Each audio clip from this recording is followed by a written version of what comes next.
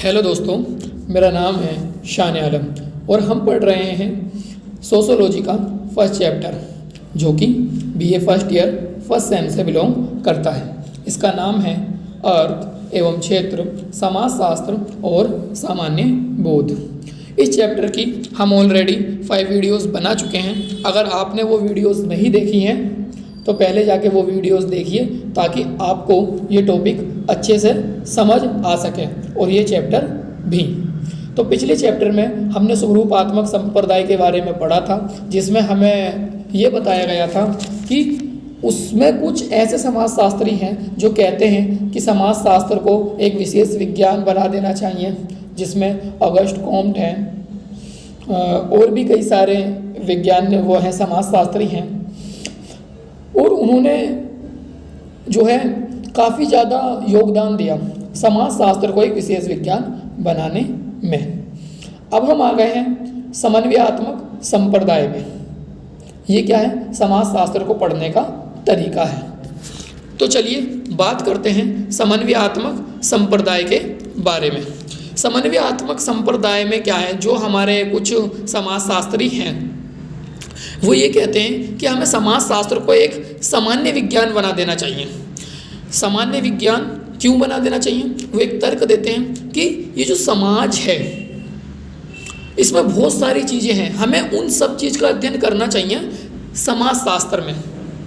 और जो हमारे और भी सारे सब्जेक्ट हैं उनके भी मूल तत्वों को लेकर उनका भी अध्ययन समाजशास्त्र में किया जाना चाहिए, क्योंकि वो भी समाज से जुड़ा है। तो अब इस वाले संप्रदाय में, समन्वयात्मक संप्रदाय में और स्वरूपात्मक संप्रदाय में, दोनों में विरोध की अवस्था बन गई है। तो क्या है समन्वयात्मक संप्रदाय? चलिए डीपली समझते हैं। सबसे पहले जो मैंने आपको पहला पॉइंट बताया कि जो हमारा ये समन्वयात्मक संप्रदाय है, ये क्या करता है? समाजशास्त्र को एक सामान्य विज्ञान बनाने पर जोर देता है कि हमें इसमें समाज की हर इकाई का अध्ययन करना चाहिए। अब चलिए चलते हैं दूसरे पॉइंट की तरफ। दूसरे पॉइंट में ये कहते हैं कि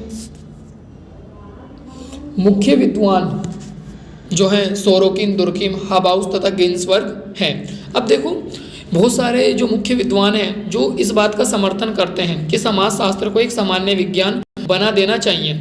उसमें सोरोकिन है, दुर्कीम है, हाबाउस है, गिन्सबर्ग हैं, जो कहते हैं कि हमें समाजशास्त्र को एक सामान्य विज्ञान के रूप में अध्ययन करना चाहिए। अब देखते हैं कि तीसरा पॉइंट क्या कहता है। जो तीसरा पॉइंट है, समाजशास्त्र में समाज की हर इकाई का अध्ययन करना जरूरी है, जरूरी समझा ताकि समाज की हर इकाई को समझा जा सके। अब देखो, इन्होंने तीसरे पॉइंट में कहा है कि भाई जो भी समाज के अंदर हो रहा है, जो भी समाज की इकाइयाँ हैं, उन सभी इकाइयों का अध्ययन करना चाहिए। क्यों? क्योंकि ताकि समाज को अच्छे तरीके से समझा जा सके। ये जो हमारे सोरोकिन है, दुर्कीम है, हाबाउस है, गिन्सबर्ग है, ये कहते हैं कि हमें समाजशास्त्र को समन्वयात्मक संप्रदाय की तरह पढ़ना चाहिए। यानी समाज की हर एक इकाई का, जो चीज़ भी समाज से जुड़ी है, उसका अध्ययन करना चाहिए ताकि हम समाज को अच्छे तरीके से समझ सकें। और इन्होंने फिर नेक्स्ट में कहा कि कोई ऐसा विज्ञान नहीं है जो पूरे समाज का अध्ययन करता हो, इसलिए समाजशास्त्र को पूरे समाज का अध्ययन करना चाहिए। अब इन्होंने कहा है, भैया आज तक हमारे पास में ऐसा कोई विज्ञान हुआ ही नहीं जो पूरे समाज का अध्ययन करता हो, इसीलिए समाजशास्त्र में हमें पूरे समाज का अध्ययन करना चाहिए ताकि पूरे समाज को भी समझा जा सके। तो अब देखते हैं किस किस समाजशास्त्री के क्या क्या विचार हैं। तो सबसे पहले हम देखेंगे हाबाउस के विचार, इंग्लैंड समाजशास्त्री। तो ये क्या है? ये एक इंग्लैंड समाजशास्त्री हैं हाबाउस, जिन्होंने समाजशास्त्र पर काफ़ी ज़्यादा रिसर्च करी और इन्होंने अपने कुछ विचार दिए। इन्होंने कहा, समाजशास्त्र का काम अन्य सामाजिक विज्ञानों के प्रमुख सिद्धांतों एवं सार तत्वों के बीच पाए जाने वाले सामान्य तत्वों का पता लगाना है और उनका सामान्यकरण करना है। उन्होंने, अब इस पॉइंट को समझो, ये पॉइंट बहुत ज़्यादा इम्पोर्टेंट है। देखो इन्होंने क्या कहा है, इन्होंने कहा कि हमें समाजशास्त्र में उन तत्वों का अध्ययन करना चाहिए जो समाजशास्त्र में और अन्य सामाजिक विद्वानों में लगभग समान हैं। कुछ सिद्धांत हैं, कुछ तत्व हैं जो समाजशास्त्र और अन्य सामाजिक विज्ञानों में क्या है बेटा, समान है। तो हमें उन सामाजिक तत्वों का सामान्यकरण करना चाहिए। सामान्यकरण का मतलब होता है बेटा एक तरीके से उनको सामान्य कर देना कि ये तत्व है जो राजनीतिक शास्त्र में भी पाया जाता है और ये तत्व है जो समाजशास्त्र में भी पाया जाता है। तो उनका जो है सामान्यकरण करना, उनके बारे में समाज को बताना इन्होंने जरूरी समझा। इसीलिए ये इस पक्ष में थे कि जो समाजशास्त्र का अध्ययन है वो समन्वयात्मक संप्रदाय के तरीके से करना चाहिए। तो उम्मीद है आपको ये स्लाइड अच्छे से समझ में आई होगी। चलिए चलते हैं अपने अगले टॉपिक की तरफ। इसी टॉपिक को हम इसमें कंटिन्यू रखेंगे। देखो यहाँ पर जो हमारे हाबाउस के विचार थे और उन्होंने क्या कहा ये समझो। ये कहा कि ये निम्न प्रकार से किया जा सकता है। देखो अब जो हमारा जो सामान्यकरण करने की बात कही कि जो समाजशास्त्र है और जो अन्य सामाजिक विज्ञानों के जो तत्व हैं उनका जो सामान्यकरण करना चाहिए वो किस तरीके से करना चाहिए। तो सामान्यकरण हम किस तरीके से कर सकते हैं, कुछ इस तरीके से, जैसे सभी सामाजिक विज्ञानों की परमिक धारणाओं के सामान्य स्वरूपों की जानकारी प्राप्त करके स्थायी बदलने वाले कारकों को ज्ञात करके। इन्होंने कहा कि जो हमारे कुछ सामाजिक विज्ञान हैं जिनकी प्रमुख धारणाएं हैं, अगर हम उनके सामान्य स्वरूपों की जानकारी प्राप्त कर लें, सामान्य स्वरूप मतलब जो कि सामान्य हैं, कोई उसके अंदर ऐसा लॉजिक नहीं है कि काफ़ी ज़्यादा मुश्किल है, जो सामान्य हैं उनकी अगर हम अध्ययन कर लें, उनको अगर हम समझ लें और उनके स्वरूपों की जानकारी प्राप्त कर लें। स्वरूप मतलब कौन से ऐसे तत्व हैं, कौन से ऐसे कारक हैं जो स्थायी हैं और कौन से ऐसे कारक हैं जो स्थायी नहीं हैं, अगर उनका हम अध्ययन कर लें तो ये जो हमारे सभी सामाजिक विज्ञान हैं इनके बीच में हम एक रिलेशन और इनके बीच में जो प्रमुख तत्व हैं उनको ढूंढ पाएंगे। आगे ये कहते हैं सामाजिक विकास की प्रवृत्ति एवं दशाओं का पता लगाकर। इन्होंने कहा कि जो हमारा सामाजिक विकास है उसकी प्रवृत्ति क्या है और उसकी दशाएं यानी वो किस तरफ जा रहा है, अगर इसका हम पता लगा लें तो जो हम समाजशास्त्र हैं और जो हमारे अन्य सामाजिक विज्ञान हैं उनके बीच में क्या कर पाएंगे, एक संबंध स्थापित कर पाएंगे। चलिए अब देखते हैं दुर्खिम के विचार। तो दुर्खिम क्या थे, दुर्खिम भी एक प्रमुख समाजशास्त्री थे जो कि समन्वयात्मक संप्रदाय पर जोर देते थे। इनका भी ये मानना था कि समाजशास्त्र का जो अध्ययन है वो विशेष रूप से ना करके सामान्य रूप से करना चाहिए। तो पहला पॉइंट अगर आप देखेंगे तो उसमें यही बात कही गई है कि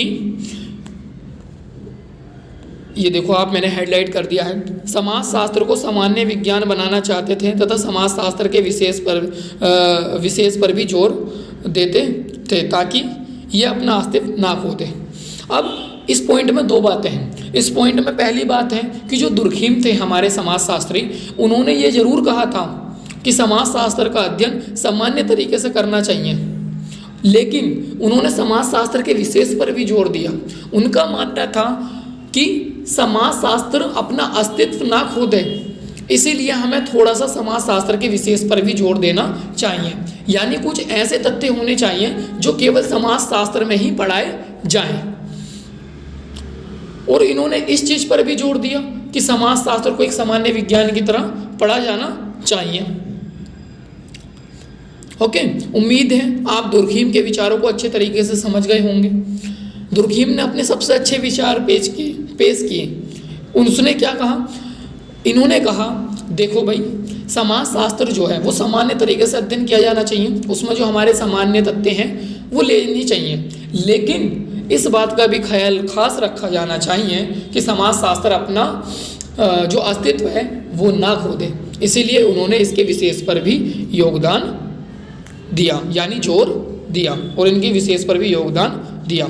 अब हम देखते हैं सोरोकिन के विचार, जो कि ये हैं। सोरोकिन क्या है? सोरोकिन भी एक प्रमुख समाजशास्त्री थे।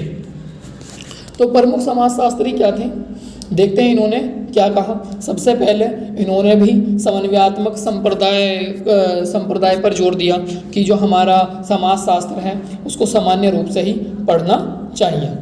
इन्होंने कहा समाजशास्त्र को एक विशेष विज्ञान नहीं बनाया जा सकता, क्योंकि सामाजिक विज्ञान सभी सामाजिक विज्ञान एक दूसरे से जुड़े हैं। माफ़ी चाहूँगा, यहाँ थोड़ा सा लिखने में दिक्कत है, लेकिन आप समझ गए होंगे। मैं आपको पढ़कर सुना देता हूँ दोबारा से। समाजशास्त्र को एक विशेष विज्ञान नहीं बनाया जा सकता, क्योंकि सभी सामाजिक विज्ञान, यहाँ पर बेटा सभी है, क्योंकि सामाजिक विज्ञान एक दूसरे से जुड़े हैं, इसलिए ऐसा करना ठीक नहीं होगा। इन्होंने क्या कहा? इन्होंने इस पॉइंट में कहा कि जो हमारे सभी सामाजिक विज्ञान हैं उनको अलग विज्ञान बनाया ही नहीं जा सकता। क्यों? क्योंकि सभी सामाजिक विज्ञान एक दूसरे से जुड़े हैं, तो हमारे जो समाजशास्त्र हैं उसको एक अलग विज्ञान नहीं बनाया जा सकता। बेटा, अगर आप सोच रहे हो कि समाजशास्त्र एक अलग विज्ञान जो है बनाया जाना चाहिए, तो ऐसा इन्होंने करने से साफ मना कर दिया। बोले भाई राजनीतिक शास्त्र समाजशास्त्र से जुड़ा है, समाजशास्त्र राजनीतिक शास्त्र से जुड़ा है, तो आप ऐसा कैसे कर सकते हो? तो इन्होंने स्वरूपात्मक संप्रदाय का विरोध किया और कहा कि कोई भी जो हमारा समाजशास्त्र है उसको अलग विज्ञान नहीं बनाया जा सकता, क्योंकि सभी सामाजिक विज्ञान जो हैं वो एक दूसरे से जुड़े हुए हैं। तो उम्मीद है आपको ये टॉपिक समझ में आ गया होगा। चलिए चलते हैं अपने अगले टॉपिक की तरफ, जो है मैकाइवर एवं पेज। तो अब मैकाइवर एवं पेज ने क्या कहा, इनको थोड़ा सा समझिए। इन्होंने कहा कि जो हमारा समाजशास्त्री होने के नाते हमारी रुचि सामाजिक संबंधों में है, इस कारण नहीं कि ये धार्मिक आर्थिक है, बल्कि इस कारण भी वह सामाजिक भी है। इन्होंने क्या कहा बेटा? इन्होंने कहा कि जो हम बेटा समाजशास्त्री हैं, हमारे समाजशास्त्री होने के नाते हमारी जो रुचि है वो सामाजिक संबंधों में है, लेकिन जो हमारे सामाजिक संबंध हैं उनमें केवल रुचि हमारी इसलिए नहीं है कि वो धार्मिक हैं, आर्थिक हैं, राजनीतिक हैं, बल्कि इसलिए है कि वे सामाजिक भी हैं। अब देखो, कोई भी सामाजिक संबंध है बेटा, वो धार्मिक बहुत कम होता है या फिर राजनीतिक बहुत कम होता है। सबसे पहले क्या होता है बेटा? वो सामाजिक ही होता है, क्योंकि हम रहते समाज में हैं। अगर हम किसी से रिलेशन बनाते हैं, किसी से संबंध बनाते हैं, तो हम अपने धर्म को बाद में लाते हैं, हम अपने राजनीतिक रिश्तों को बाद में लाते हैं, हम अपने आर्थिक रिश्तों को बाद में लाते हैं। सबसे पहले हम क्या लाते हैं बेटा? सबसे पहले जो हम लाते हैं वो लाते हैं समाज, कि ये लड़का या ये लड़की समाज में कैसी है, इसका परिवार समाज में कैसा है। तो हमारी रुचि जो धार्मिक, आर्थिक, राजनीतिक में है वो इसलिए है कि वो संबंध जो हैं वो किससे जुड़े हुए हैं बेटा? समाज से जुड़े हुए हैं। हमारी सामाजिक संबंधों में जो रुचि है वो केवल धार्मिक या राजनीतिक की वजह से नहीं है, वो सामाजिक है, इसलिए है। अब बेटा आपने ये पढ़ लिया, उम्मीद है आपको ये समन्वयात्मक संप्रदाय समझ में आया होगा। अब इसके कुछ आलोचनाएं भी करते हैं कुछ लोग, जो हमारे कुछ समाजशास्त्री हैं, जो हमारे स्वरूपात्मक संप्रदाय के पक्ष में हैं। वो क्या करते हैं बेटा? वो इसकी आलोचना करते हैं और वो कुछ तथ्य देते हैं जो निम्न प्रकार हैं। तो चलिए देखते हैं ये क्या तथ्य देते हैं। ये कहते हैं सभी प्रकार के तथ्यों का अध्ययन करने पर ये एकमात्र खिचड़ी बन जाएगा। अब इन्होंने कहा क्या बेटा? इन्होंने देखो बहुत बड़ी बात कह दी। इन्होंने कहा जो इसमें जो हमारे समाजशास्त्री हैं, जो ये चाहते हैं कि समाजशास्त्र जो है वो स्वरूपात्मक संप्रदाय की तरह पढ़ा जाना चाहिए, वो कहते हैं कि अगर हम समाजशास्त्र के अंदर सभी टॉपिक्स को लेंगे, सभी तथ्यों को लेंगे, तो भाई वो एक खिचड़ी बन जाएगा। जैसा खिचड़ी के अंदर दाल और चावल, तेल वगैरह, चटनी वगैरह सब होती है, वो वही बन जाएगा। इसी वजह से हमें समाजशास्त्र की एक विषय वस्तु को तय करना होगा और केवल उसी विषय वस्तु को समाजशास्त्र में पढ़ा जाना चाहिए। और वो क्या है? वो है सामाजिक संप्रदाय, सामाजिक संबंध। या फिर जो हमारे सामाजिक अंतक्रियाएँ हैं या फिर सामाजिक समूहों के रूप में भी कर सकते हैं। तो ये है। अब इसका अगला पॉइंट देखते हैं। इसका अपना कोई क्षेत्र नहीं होगा और दूसरे विज्ञानों पर निर्भर रहना पड़ेगा। सॉरी, मैं माफ़ी चाहूँगा, यहाँ कोई की जगह को हो गया, कोई दिक्कत नहीं, आप समझ जाओगे ये कोई है। मैं आपको एक बार पढ़कर बता देता हूँ। इसका अपना कोई क्षेत्र नहीं होगा और दूसरे विज्ञानों पर इसको निर्भर रहना पड़ेगा। अब देखो, समाज शास्त्र में है क्या, हम क्या करेंगे, अगर हम उसकी कोई विषय वस्तु ले लेंगे तो उसका एक अपना क्षेत्र होगा, लेकिन अगर हम उसमें सब चीज़ों का अध्ययन करें तो फिर उसका अपना क्षेत्र कहाँ रह गया। हम राजनीति को भी समाजशास्त्र में पढ़ रहे हैं, अर्थशास्त्र को भी समाजशास्त्र में पढ़ रहे हैं, भौतिक शास्त्र को भी समाजशास्त्र में पढ़ रहे हैं। तो इसी वजह से इसके जो समाजशास्त्री हैं वो कहते हैं कि अगर हम इसके अंदर जो है समाजशास्त्र के अंदर सब तथ्यों का अध्ययन करेंगे, सब चीज़ों का अध्ययन करेंगे तो वो एक खिचड़ी बन जाएगा और इसका कोई अपना विषय क्षेत्र नहीं होगा। अब देखते हैं अगला। सभी तथ्यों का अध्ययन करने पर यह किसी का भी पूर्णतः अध्ययन नहीं कर पाएगा। फिर ये कहते हैं कि अगर हम सब में से थोड़ा थोड़ा ले लें और उनका अध्ययन करें, तो इन्होंने कहा कि जो समाजशास्त्र है उसके अंदर किसी भी टॉपिक का पूर्ण अध्ययन होएगा ही नहीं, क्योंकि हमने तो सब में से थोड़ी थोड़ी चीज़ें ले रखी हैं, तो फिर पूर्ण अध्ययन कैसे होगा। तो ये इस बात पर भी जोर देते हैं। अब समझते हैं इसका अंतिम और लास्ट पॉइंट, जो है सामाजिक विज्ञानों का योग होने पर इसकी कोई अपनी पद्धति विकसित नहीं होगी। ये कहते हैं कि अगर हम समाजशास्त्र को अपना एक अलग विषय वस्तु दे दें तो इसकी एक पद्धति विकसित हो जाएगी, लेकिन अगर हम इसमें सब चीज़ों को ऐड कर लेते हैं तो इसकी कोई पद्धति विकसित नहीं होगी। तो ये था हमारा समन्वयात्मक संप्रदाय, और उसके कुछ आलोचक हैं जो उसकी कुछ आलोचना करते हैं। उम्मीद है आपको ये जो टॉपिक है और ये जो वीडियो है अच्छे से समझ आई होगी। अगर नहीं आई है तो प्लीज़ एक बार दोबारा ज़रूर देखें, क्योंकि कोई भी चीज़ है एक बार अगर आपको समझ में नहीं आ रही है तो दोबारा देख लें, कोई दिक्कत वाली बात नहीं है। अच्छा, मैं आपसे माफ़ी चाहूँगा एक बार और, इसमें कुछ शब्द एक दो जगह गलत हुए हैं तो उनको मैंने पढ़कर भी सुनाया है, तो आप उस पर जोर देकर अपने नोट्स वगैरह बना सकते हैं। तो इसी के साथ हम इसको करते हैं एंड, और अब मिलते हैं आपसे अगली वीडियो में। Thank you for watching this video and I hope you would meet us in next video.